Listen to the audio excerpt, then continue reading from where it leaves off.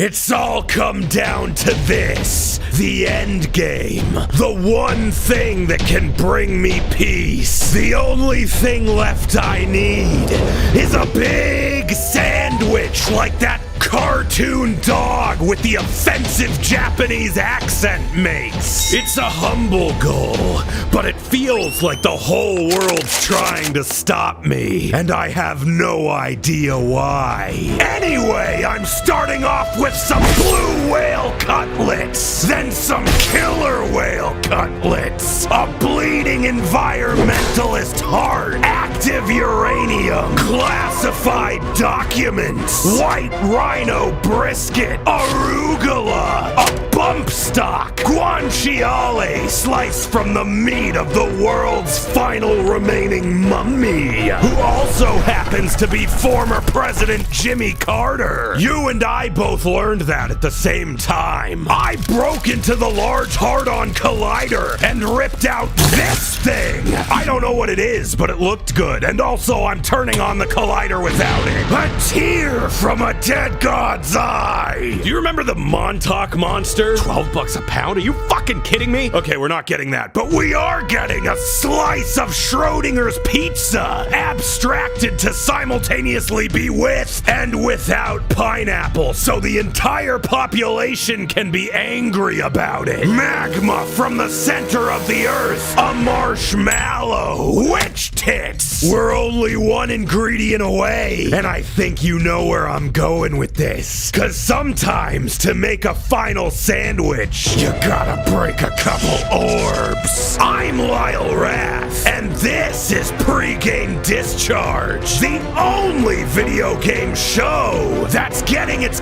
goddamn picture on the wall of Jordelli's sandwich shop, no matter what it takes. Nintendo has finally revealed the Nintendo Switch 2 after it leaked 356 times. Yeah, there were seriously people selling carrying cases and controllers for the thing before Nintendo officially showed it to us. But hey, they finally did that, along with some abstracted footage of a new Mario Kart. Look at Donkey Kong, they fucked them up kinda. This wasn't a full showcase, it really just showed off the hardware itself, which is a little bigger, has a more subtle color scheme, and the locking mechanism for the controllers seems a little more refined. The unit is called the Switch 2, which I mention only because Nintendo has a bad habit of calling their consoles fucking stupid things, so it could have easily been called like the U-Switcho or something like that. And it's estimated that it's going to be about as powerful as a PS4 Pro, but with fancy new Nvidia upscaling. But yeah, we don't really know a lot about it. There's going to be a more proper showcase in April, and the unit will come out this year. If Ninja Gaiden coming back wasn't on your bingo card, then there's some motherfucker out there winning more bingo than you. Are you gonna take that? That's right, there's a new Ninja Gaiden starring a new Ninja Gaiman coming right at ya. And even if you thought the last one sucked, which everyone did, you should be excited this time, because this one's being made by Platinum Games, who did Metal Gear Rising and Bayonetta, so it's probably gonna be really sick. In addition to Ninja Gaiden 4, an Unreal Engine remake of Ninja Gaiden 2 just got announced and released the same day. That was the last good one, and it was 16 years ago, so if you're not familiar with Ninja Gaiden, it was like a Devil May Cry type deal, but it was harder. Well, that's what it turned into. Before that, it was like a side-scroller, which they're also making a new one of those. Oh man,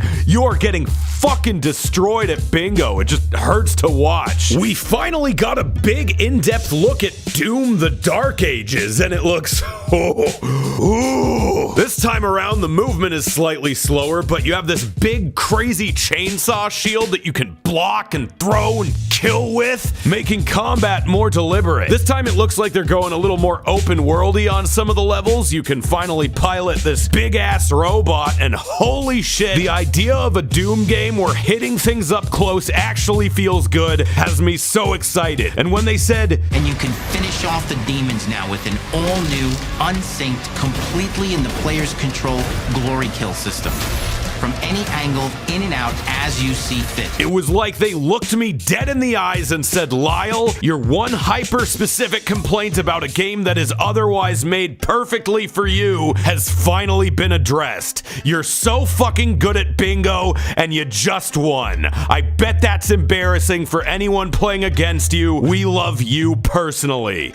How do you feel about this bingo joke? Not as good the third time? The Game Awards happened, and a PlayStation commercial won Game of the Year because it was a Mario game. I'm not even mad about it. Dude, why did the entire industry just go, oh yeah, Mario? How about like nobody else does that for like 20 years, right? Banjo-Kazooie, Jak and Daxter? No, nobody likes those games. Only Nintendo gets to make one every 7 years. Other than that, nobody else ever do it for some reason.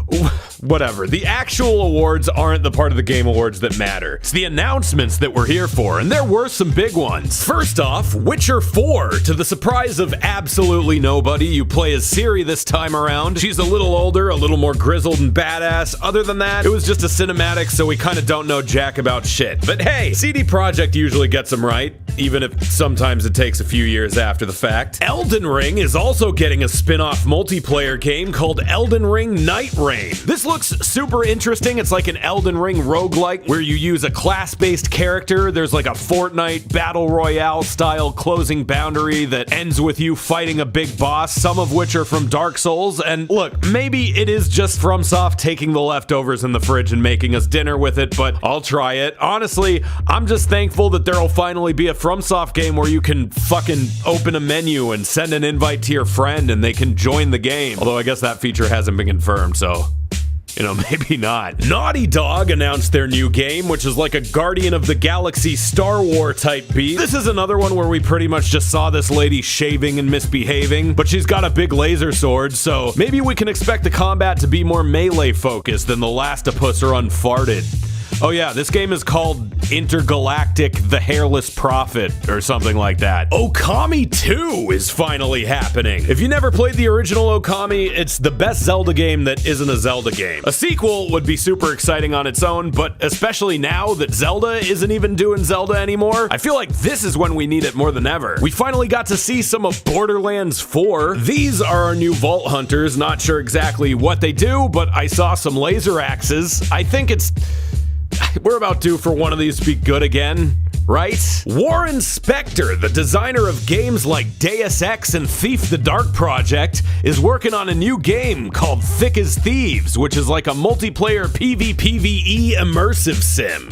For you baby fetuses watching this with your broccoli hair, that's like a Dishonored or a Prey.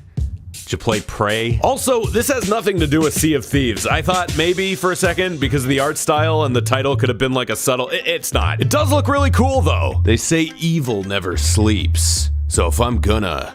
it'd better be good. Which is why I'd like to introduce you to the sponsor of this video, Helix Sleep. It goes without saying that I have trouble sleeping at night, given the general state of me. And trust me, I've tried everything. I've tried counting sheep, I've tried all the popular home remedies, even listening to the soothing tones of Polish technical slamcore didn't help.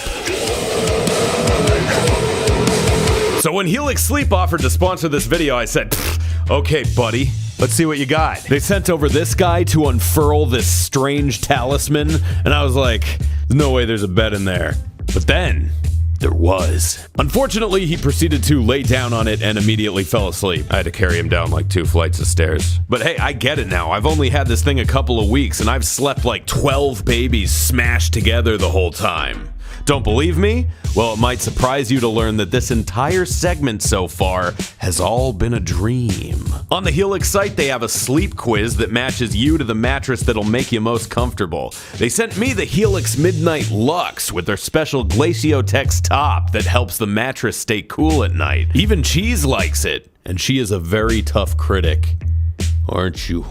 If you want to check them out, Helix is running their New Year's final hours sale right now, where you can get 20% off everything on the site, plus 2 free pillows. Use my link to tell them I sent you. Sponsors help the channel out. It'll be in the description and the pinned comment down below. Outer Worlds 2 finally showed some game with a snarky trailer that kind of went, hey, wasn't it funny how the last one was almost good? Well, this one's gonna be better. This is one where my excitement for it hinges pretty purely on whether or not that Avowed game coming up ends up being sick, because that's also Obsidian, and it seems like there's some Fallout Elder Scrolls style spit swapping going on between them. But yeah, maybe one to keep an eye on. There's a new co-op game from the team behind the excellent It Takes Two and the Sub-excellent A Way Out. This new one is called Split Fiction and focuses on two of the world's sweatiest fanfiction writers getting mind-melded by a Futurama what-if machine. A bunch of Telltale alumni are making a new game called Dispatch, and holy mother of God, the animation actually looks really nice for a change. Much like the Telltale stuff, it looks a lot more like an interactive animated show than a game, but that's actually fine, if that's what you're signing up for. The creator of Ico and Shadow of the Colossus has a new game coming out that doesn't have a title, but does have a big robot. Mafia: The Old Country got a trailer, and the graphics, oh man, they're so good, you might actually believe that Italians are real. Slay the Spire 2. I know this is one of those roguelike games that people get really hooked on. I personally never did, but if that was you, they're making a 2, and so should you. In your pants. I'm saying you should be so excited that you shit yourself. I don't know if that came across. The Yakuza Like a Dragon team is making another game that looks like Yakuza Like a Dragon, but isn't Another Lost Judgment, which was also that and is instead a new game called Project Century. Or maybe that's the working title. I don't know. They're making a new Sonic the Hedgehog cart. I don't know why Sonic needs a car or why the last one actually wasn't terrible, but here we are. Dave the Diver is getting an expansion or a new game maybe where he's Dave diving in the jungle. Onimusha is finally coming back. Unfortunately, we just pulled the life support of the last living Onimusha fan, but it was written in his will that the series continue, and so it shall be. Turok is back, kinda sorta, with a third-person multiplayer game that just got a cinematic-type trailer. Virtua Fighter is also back, and it's doing the biggest graphic of anyone to ever get hit in the face. There's a evil, gritty Pac-Man Metroidvania. Yes, really? I guess it's from that Amazon show that had the Concord episode. And the developer of Sifu is making a soccer game that... Okay, look, I know Rocket League is just soccer with cars, but this is a soccer game that looks like Rocket League with humans, if that makes sense. This year's CES just happened. If you're unfamiliar, it's kind of like the E3 of tech hardware. It's also the reason we have this weird clip of Linus Tech Tips explaining what a waifu is to Bad Bunny and whichever Jimmy this is. Waifu. It's like a girlfriend, but digital. That means we got to see new gaming hardware and graphics cards. AMD announced their new line of GPUs, which are slightly better than their old ones. Meanwhile, Nvidia announced metal human skeletons that think on their own. I want to note that I wrote that joke before they actually did that. Yeah, as weird as it sounds, Nvidia's presentation had very little to do with gaming, despite the fact that they did do full reveals on the new 50 series cards. Taking a look at those, on paper, these actually look pretty good compared to last gen. I mean, Nvidia claims the 5070 is as fast as the 4090, which is straight up bullshit, and they even admit that they get that number by using the DLSS 4 upscaling frame generation thing that they do. But ignoring that, the 5070, 5070 Ti, and 5080 are all actually slightly cheaper than their 40 series counterparts were, while showing more CUDA cores and memory bandwidth across the board. Then there's the 5090, which is $2,000 fucking dollars. That's $400 more than the base price of the 4090, but it's also the biggest jump in power, at least if we're just counting cores and assuming that mathematically translates to graphic. Also, with DLSS 4, Nvidia is claiming for like the 4th time in a row that they actually really truly have figured out ray tracing this time. And it's not just something that you'll turn off as soon as you want to get a solid frame rate. They're saying that it can do what it does with AI upscaling and frame generation, but with rendering light rays. At least, I think that's what they're saying. 4,000 tops. 4 petaflops of AI. Then they went off about becoming Skynet and using a big chip as a shield. He said the whole internet was on it or something. They're driving cars now. I don't know. This ain't video games. Wait for it. Wait for it. Generally, the big buzzword of the conference was AI, sometimes as some pie-in-the-sky utopian promise that seemed like it's ripped straight from the prologue of a post-apocalypse science fiction movie, and sometimes as a completely meaningless word slapped on a box to fool consumers and investors. Although the specifics are unknown, I think it's pretty clear to see that AI is going to solidify its place in the tech sector, at least to some capacity, and whether you love it or hate it, you can rest assured that it's coming for your job. I, on the other hand, hand, run a barely sustainable niche independent animation YouTube channel.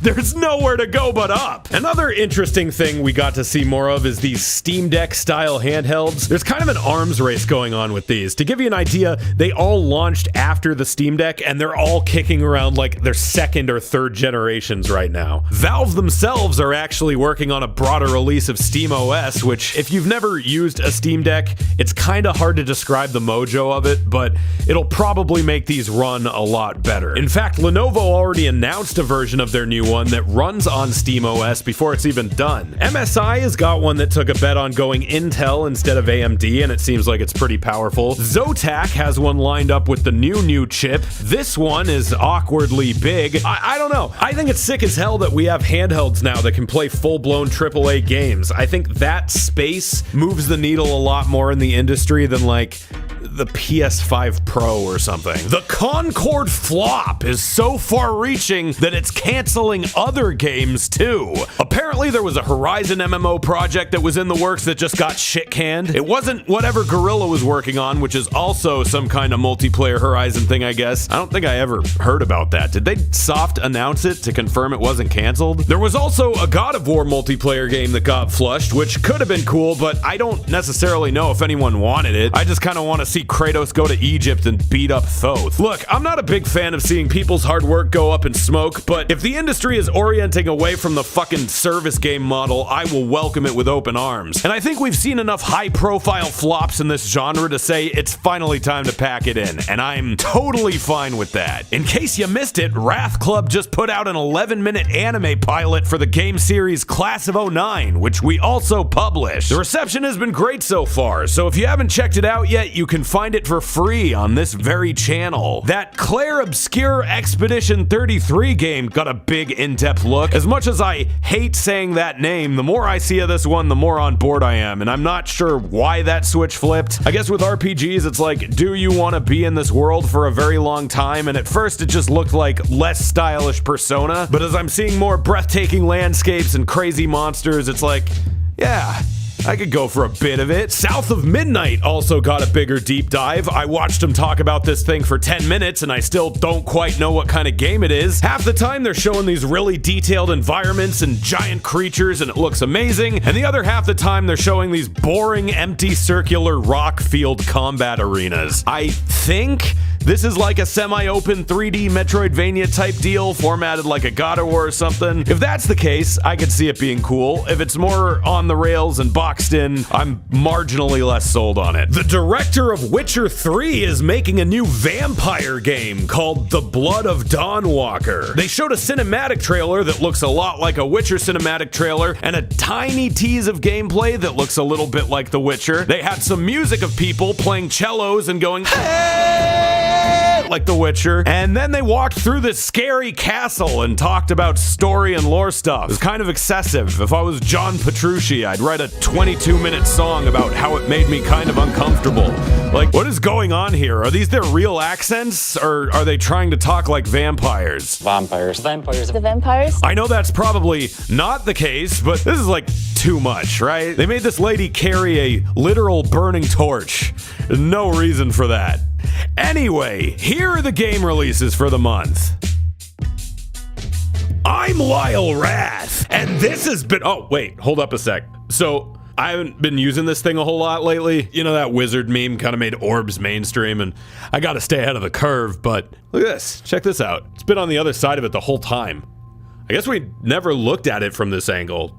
Should probably take that off of there and see what happens. So, you know, in case that makes you die... I'm sure it'll be fine. Huh. Kind of figured it'd at least do something. Fucking just weird. I have no idea what the fuck any of that had to do with video game news, but I'm glad you stuck around, and you're probably wondering what this is. This is not Pregame Discharge. This is something new. We've been cooking on it for a while now, and I can't wait for you to see it. As for the name of the video here, Pregame Discharge is going on an indefinite hiatus as we move into, if I'm being honest, just something a lot better. If you've been a fan of anything I've done up to this point, whether it's pregame, spoilers ahead, sanity not included, or even the more podcast livestream type things, the show we're working on now has elements of all that stuff and so much more. I think you're really gonna fuck with it. Oh, that sounds fun. Ah, what?